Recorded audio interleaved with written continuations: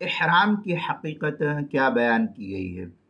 چنانچہ احرام دراصل نیت اور تلبیہ یا اس کے قائم مقام کوئی ذکر خداوندی کے اجتماع سے عبارت کی گئی ہے، یعنی حج یا عمرے کی نیت کر کے تلبیہ پڑھنے سے احرام شروع ہو جاتا ہے۔ لبیک اللہم لبیک لبیک لا شریک لک لبیک ان الحمد والنعمت لک والملک لا شریک لک۔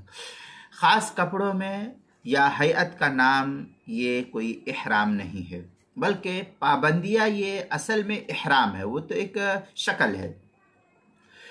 پابندیاں احرام سے ملحق امور میں شامل ہے، بجائے خود احرام نہیں، جس کی تفصیل آگے دوسری ویڈیوز کے اندر ہم بتلائیں گے کہ احرام کیا ہے اور کس طریقے سے کرنا چاہیے، اس لیے تفصیل ابھی آگے دیکھیں۔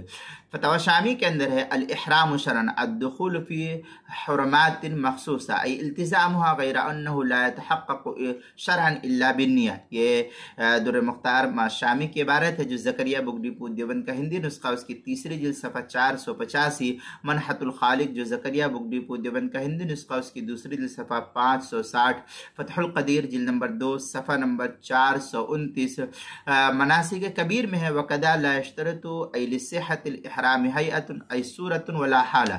یہ مناسک کبیر صفحہ 94 پر اس کو نقل کیا، کتاب المسائل تیسری جلد صفحہ 129 اور 130 پر اس کو نقل کیا، عنوان ہے احرام کی حقیقت، اس کے تحت جو اس کو نقل کیا گیا ہے۔